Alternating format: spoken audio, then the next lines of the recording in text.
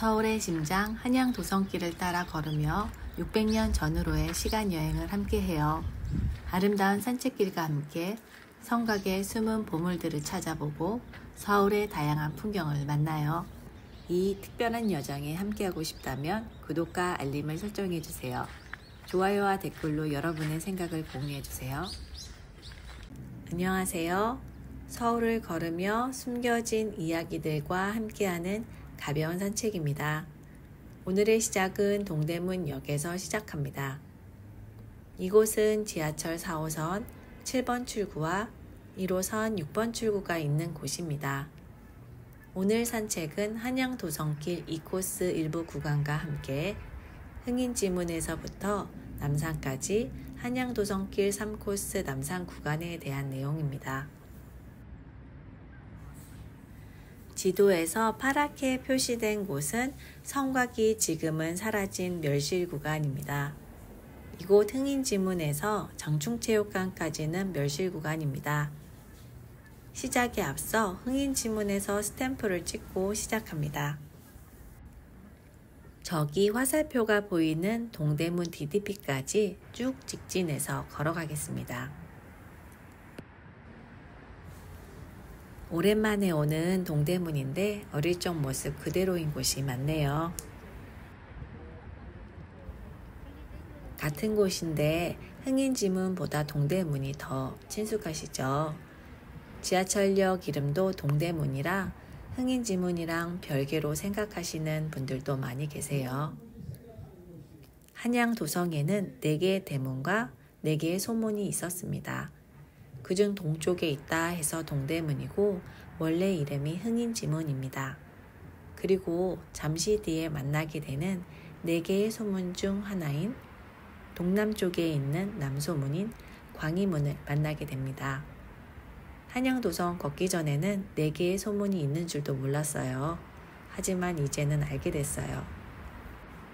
이곳 동대문 디자인 플라자 자리는 조선시대 남산에서 흘러내려오는 물을 조절하는 수문인 이간수문 자리입니다.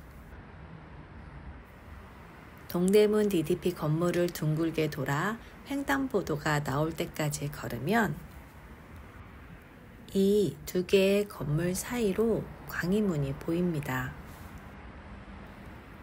골목을 나와서 오른쪽으로 돌아 길을 건너겠습니다. 광희문에서 출발하실 분들을 위해 화면 아래 본문에 버스 노선 남겨놓겠습니다. 걷는 내내 흐리더니 눈발이 날리기 시작했어요. 올해 처음 만나는 눈이라 기분이 좋았습니다. 뭔가 느낌이 아주 좋아요. 이곳 광희문에는 각자 성석이 성문 쪽에 있습니다. 한양도성을 만들 때 나중에 보수를 위해 언제 누가 만들었는지에 대한 내용이 담긴 걸 각자 성석이라고 합니다. 한양도성길을 걸으면서 운동이 돼서도 좋지만 역사도 함께 알게 돼서 좋아요. 아는 만큼 보이니 걷는 길이 점점 더 재밌어집니다. 또 이렇게 알게 된 것들을 함께 나눌 수 있고요. 이 언덕을 따라 끝까지 가면 계단이 나와요. 작은 골목으로 쭉 직진하면 곳곳에 한양도성길 안내표가 있어서 길 찾기는 어렵지 않습니다. 이 갈림길에선 왼쪽으로 가시면 됩니다. 계속해서 나오는 안내표에 다산성곽길을 따라 가시면 됩니다. 계단으로 내려가고 바로 길을 건너고 돌담을 따라 코너를 돌면 이곳부터는 쭉 길 따라 직진하시면 됩니다. 가는 길목마다 이렇게 안내표가 있어 찾아가기 어렵지 않습니다. 이곳부터는 큰 길이 나올 때까지 쭉 걸으시면 됩니다. 예전 조선시대의 성곽으로 이어졌을 이 자리들은 일제강점기에 전차선로를 만들고 새로운 도시를 만들면서 성곽은 사라지고 지금의 모습이 자리하고 있습니다. 과거를 상상하며 걷는 산책길 참 즐겁습니다. 100년 전 흥인지문으로도 전차가 지나다녔다고 해요. 또 성곽 양쪽으로 있던 성벽은 1908년에 헐어졌다고 합니다. 흥인지문만이 가지고 있는 특징이 있어요. 바로 반달 모양의 담으로 둘러져 있는 점이에요. 조선이 건국되고 한양도성을 만들었는데 풍수상 동쪽의 기가 약하다 해서 한양의 지세를 보호하려고 옹벽을 만들었다고 합니다. 얘기하다 보니 장충체육관에 금방 도착을 했습니다.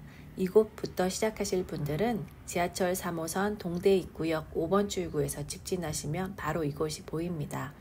버스로 오실 분들은 144번, 301번, 7212번 버스로 장충체육관 앞에서 내리시면 됩니다. 자세한 내용은 본문에 남겨놓겠습니다. 이제 남산을 향해 올라가겠습니다. 이곳 장충체육관에서 시작되는 한양도성길은 성곽을 중심으로 안과 밖으로 걸으실 수 있습니다. 중간에 앞문이 있어 걸으시다 방향을 바꿔서 진행할 수 있습니다. 저는 지난번에 안쪽에서 걸어서 이번에는 성벽을 구경하며 밖에서 걸어가겠습니다. 안쪽과 다르게 밖에서 걸으면 성벽 전체를 볼 수 있어서 한양도성의 시대별 특징을 볼 수 있는 장점이 있습니다. 이렇게 4가지 형태로 시대를 유추해 볼 수 있습니다. 멸실 구간을 지나고 한양도성의 성곽길을 시작할 때 한참 흐리던 하늘이 맑게 개었어요. 신기하네요. 드라마에서 장면이 바뀌고 분위기가 바뀐 느낌이에요. 눈구름으로 가득했던 하늘이 하늘색으로 깨끗해지기 시작했어요. 11월에 걸을 때는 성곽의 안쪽으로 걸어서 각자 성석을 만나기 어려웠는데 밖으로 걷는 이 길은 각자 성석 맛집입니다. 오늘 아주 잘 오셨어요. 걸을 때마다 금방 만날 수 있어서 들여다보고 과거를 상상해보는 재미가 있는 길이에요. 이곳은 지금의 경북 경산시 백성들이 공사한 구간이라고 합니다. 우리 조상님들이 이 돌담을 쌓기 위해 얼마나 힘드셨을까요? 역사가 살아 숨쉬는 이곳에 감사한 마음이 절로 듭니다. 12월 2일 촬영 영상입니다. 단풍이 조금 남아있는 풍경과 돌담의 조화가 평화로운 수채화 같아요. 각자 성석이 또 보이네요. 이곳은 조선시대의 포항시 백성들이 만든 곳입니다. 저의 다른 영상을 보신 분들이라면 이제는 각자 성석에 대해 아실 거예요. 한양도성길에서 가장 중요한 단어예요. 오늘 영상에는 태조 때 만들어진 성곽도 많이 볼 수 있어요. 한양도성 걸으면서 어느 시대에 만들어졌는지 찾아보는데 태조 때 만들어진 성곽은 잘 보지 못했어요. 그런데 이쪽 남산으로 올라가는 곳에 많이 있네요. 오늘 저의 영상 보시고 나면 한양도성길이 이제 다르게 보이실 거예요. 아는 만큼 보이잖아요. 한양도성이 처음 만들어진 건 1396년입니다.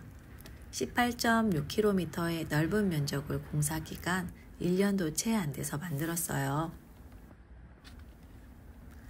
이걸 만들기 위해서 전국에서 백성들이 한양으로 올라왔죠.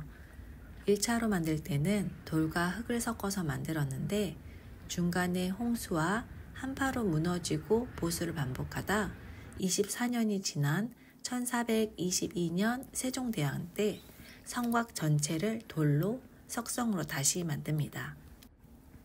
그런데 놀라운 사실이 있어요. 이렇게 큰 공사를 단 2달 만에 했다는 거예요. 그것도 농번기를 피하기 위해 1월과 2월의 말이에요. 얼마나 춥고 힘들었을까요? 무려 전국에서 38만 명이 동원이 되었다고 합니다. 한겨울에 공사를 하니 많은 인명피해가 있었어요. 사망자만 900명 가까이 되었고 집으로 돌아가는 길에도 많은 희생이 있었다고 합니다. 한양도성 안쪽으로 들어갈 수 있는 앞문이 나왔습니다. 이곳으로 들어가면 성곽 안쪽으로 걸으실 수 있으세요. 어떤 모습인지 보여드릴게요.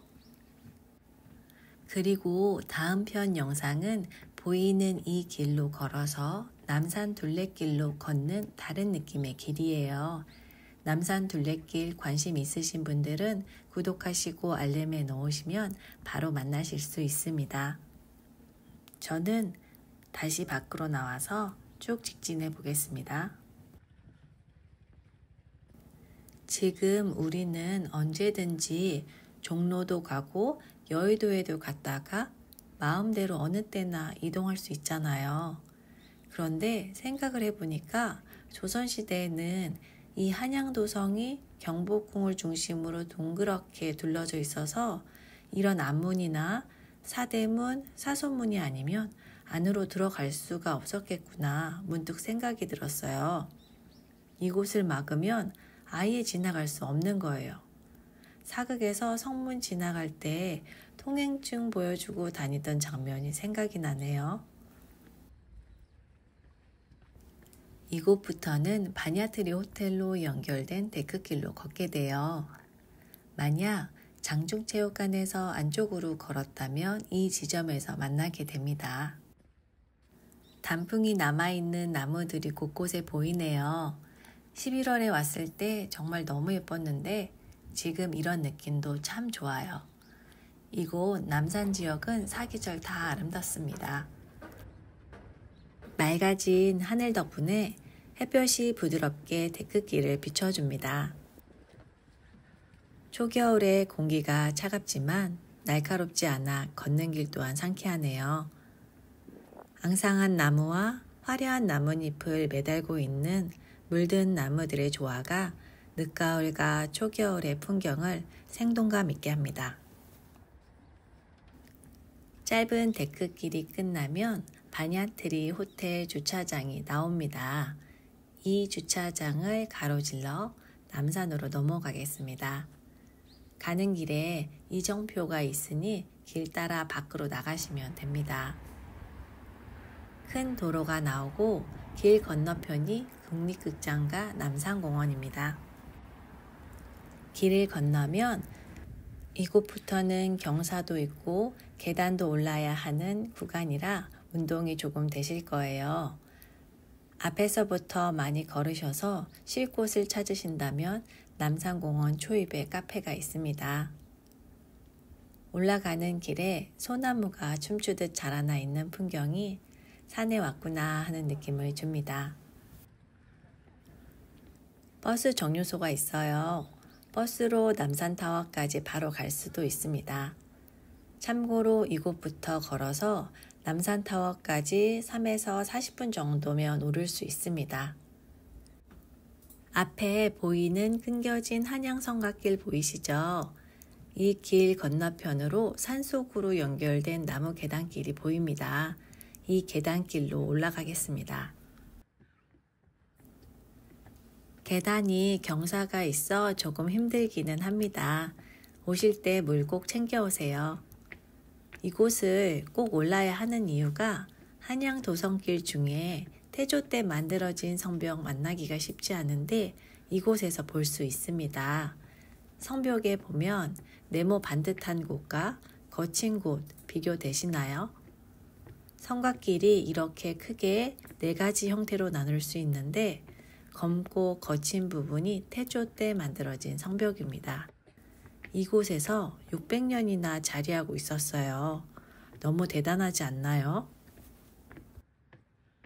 조금 걷다 보면 숙종 때 다시 만들어진 부분도 만나게 됩니다. 오늘은 걷는 길에 각자 성석을 많이 만나서 지루할 틈이 없어요. 평소 운동량이 많이 없으시다면 짧지만 힘드실 수 있어요. 하지만 조금만 힘내세요. 이제 힘든 부분이 끝나갑니다. 이 계단만 오르면 환상적인 서울 풍경을 만나실 수 있습니다. 오늘 날씨가 좋아서 아주 상쾌합니다. 저기 화살표가 있는 곳이 장충체육관이에요. 저기서부터 이곳까지 올라온 거예요. 이제 힘든 곳이 다 끝났습니다. 이제부터는 걷는 길이 아주 쉬워요. 이제 산속을 가로질러 완만한 숲속길입니다. 좀 전에 걸었던 계단길은 15분 정도 걸렸습니다. 만약 이 계단길 오르기 힘드신 분들이라면 시작할 때 보았던 버스 정류소에서부터 둘레길로 도로 따라 남산타워까지 오르셔도 좋습니다. 완만한 경사 구간이라 힘들지 않게 오를 수 있어요. 또 중간에 소나무 숲이 있는데 숲속으로 들어가서 걸을 수 있게 조성되어 있습니다. 둘레길로 올라오시면 이곳에서 만나게 됩니다. 이제 남산타워가 보이기 시작합니다. 이제 다 왔어요. 올해만 남산에 3번이나 왔는데 올 때마다 풍경이 달라져 있어서 지루할 틈이 없어요. 남산에는 한국 사람보다 외국 사람이 더 많아요. 낮에 와도 예쁘지만 밤에 오면 야경이 환상입니다. 이곳 정말 감탄이 나올만 하죠. 너무 아름다워요. 보는데 파란 하늘이며 저 멀리 산능선, 서울의 풍경이 한눈에 다 들어옵니다. 한참을 서서 구경하는데 뻥 뚫린 하늘만큼 가슴이 시원해집니다. 꼭 한번 남산에 방문해 보셨으면 좋겠어요. 사계절 정말 다 아름답습니다.